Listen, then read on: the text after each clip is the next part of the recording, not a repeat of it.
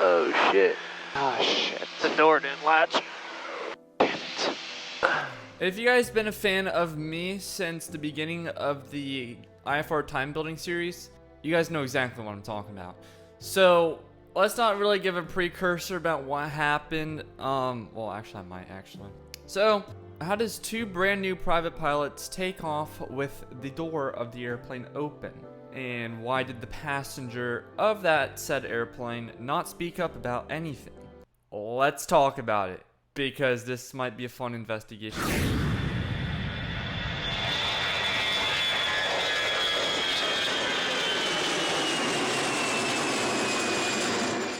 Also, if you guys haven't already, make sure you guys go hit that like and that subscribe button. It really helps out the channel. So, let's get started with a few things. This flight took place on July 13th of 2024. I had barely 90 to 95 hours of this, like 90 to 95 hours total time.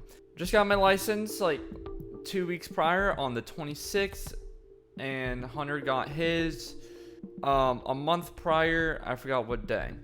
But brand new private pilots, everything's fresh to us.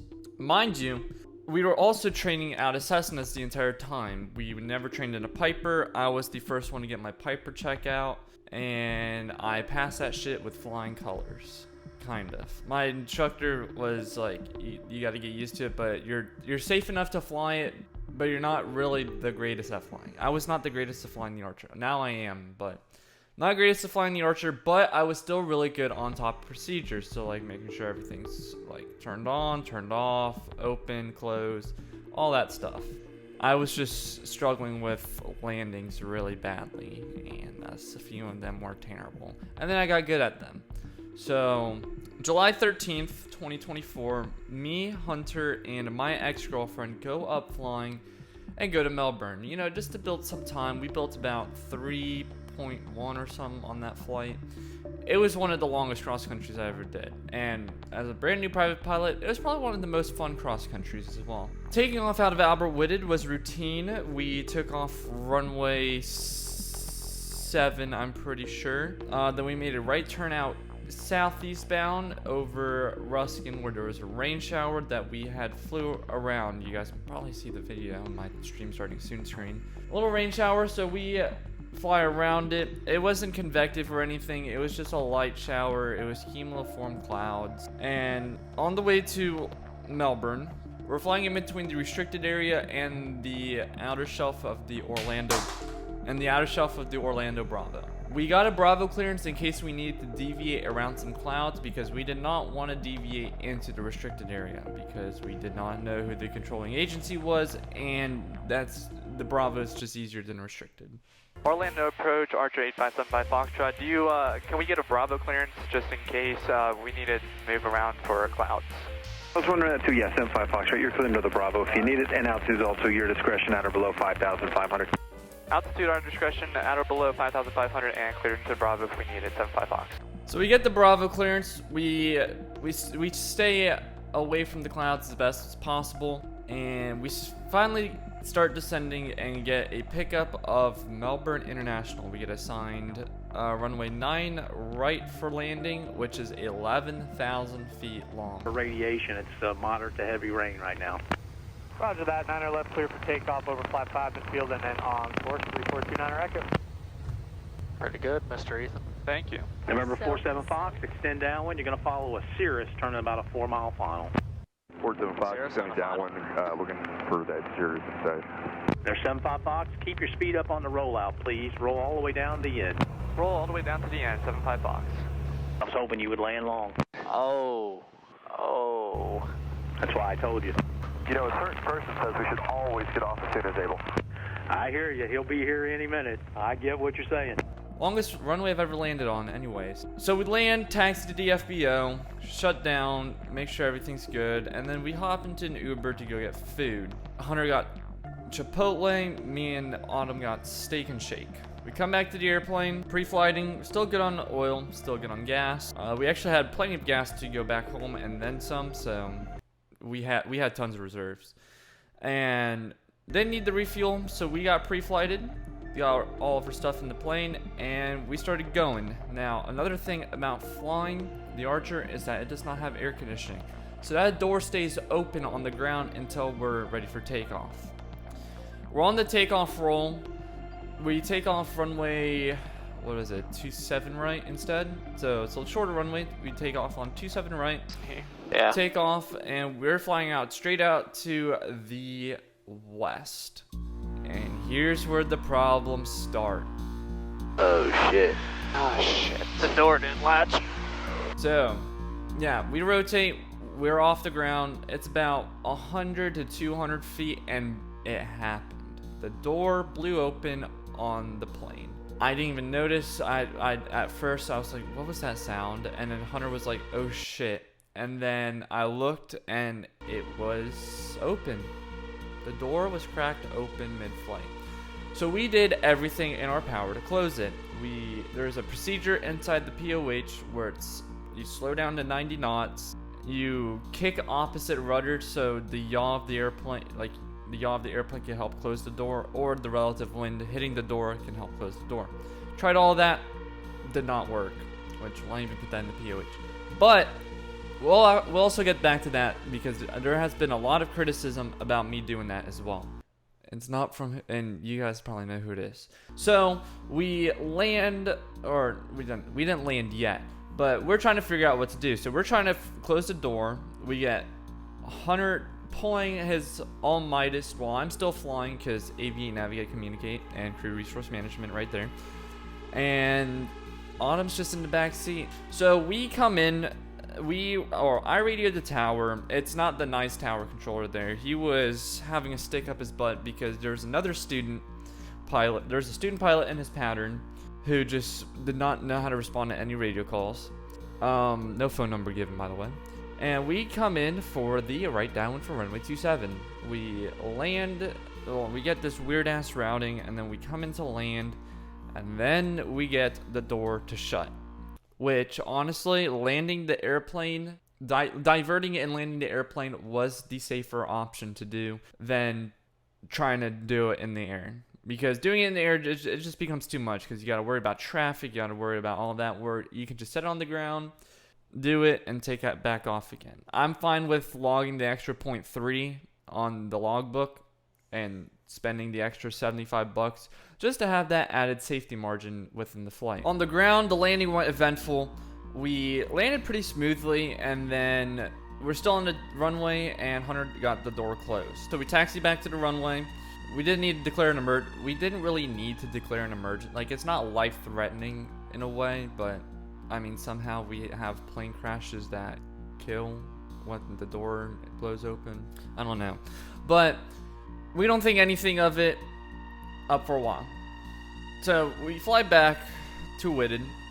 Routine as normal. We climb up to 4,500 feet, I think. We were going to climb up to 6,500 because we wanted to break a record, but the cloud layer was too high. So we stayed at 4,500. Came back to Albert Whitted. Came in for the right downwind for 7. Landed and taxied back to the flight school. Mind you, this plane doesn't even exist anymore because it crashed. It's sad as well. I might talk about that too. I don't know. I'm waiting for the NTSB report on that. So we land, we get to the flight school, and we're filling out the logbook, and we're like, we don't even think too much about the door blowing open. Which honestly, I didn't really even think this was just going to be this big ass thing as well. So, as you guys know, I make the IRL time building videos. So, it's within so the video is within the margin of, yeah, the door blew open in flight, but it wasn't really the biggest safety hazard in the world. So, it's fine to post.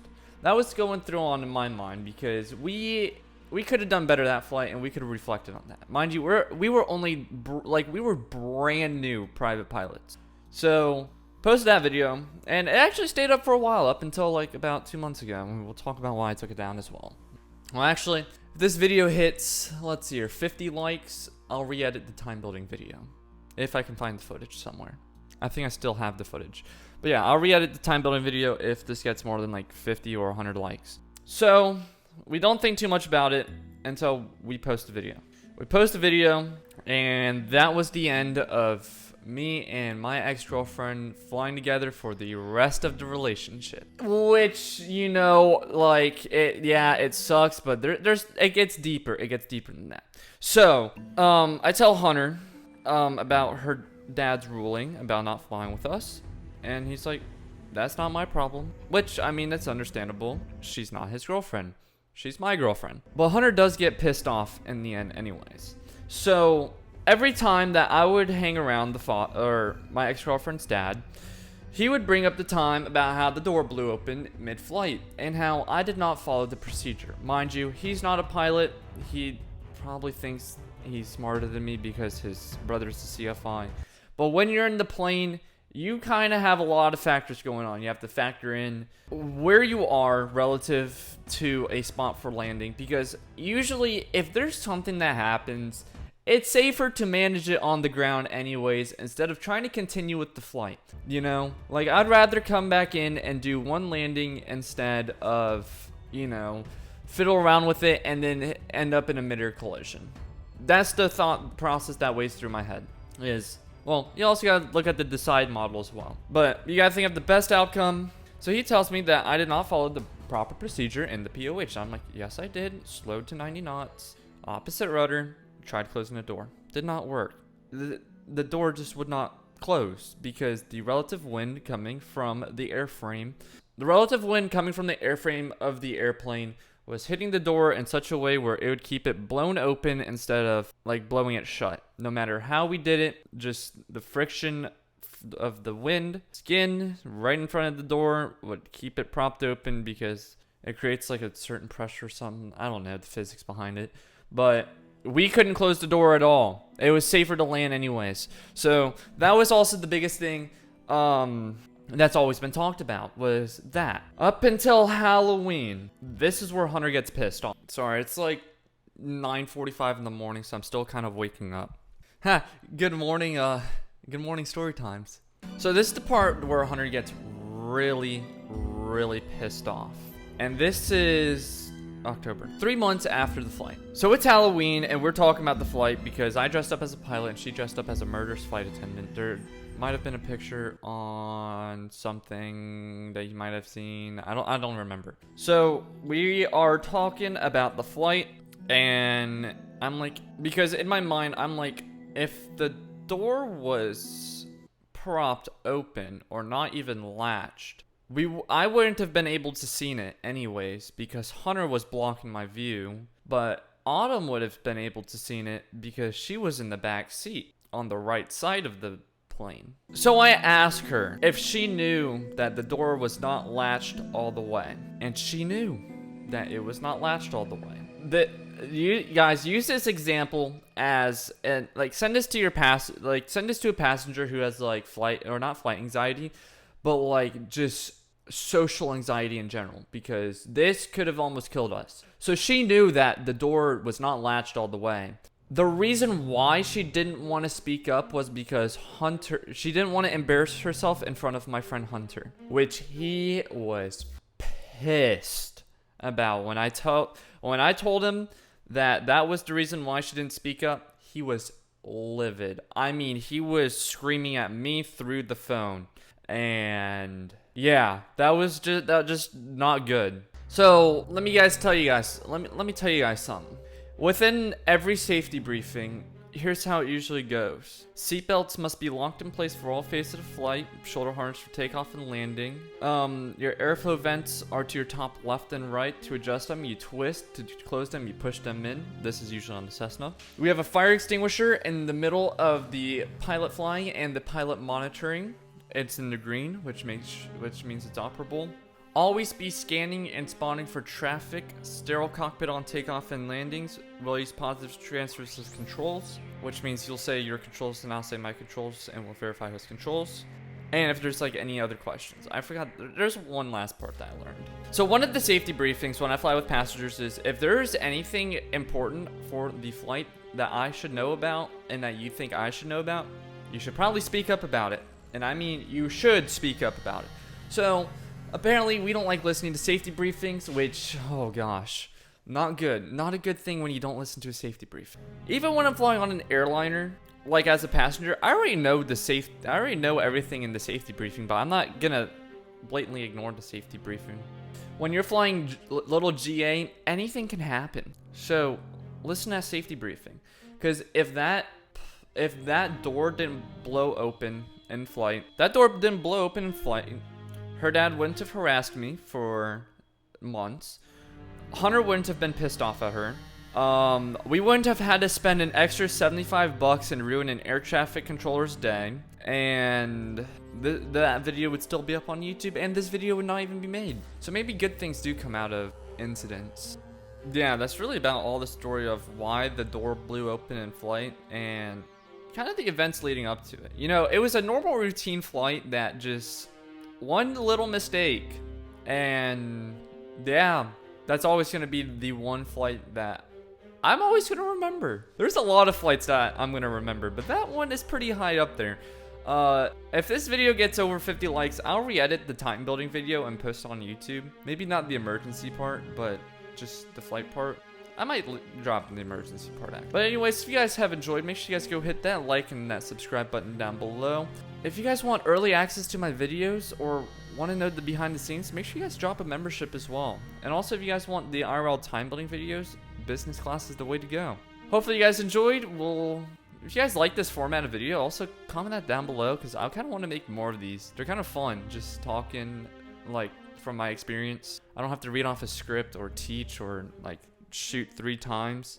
So, but yeah, have a good day everyone. Stay safe and listen to your safety briefings.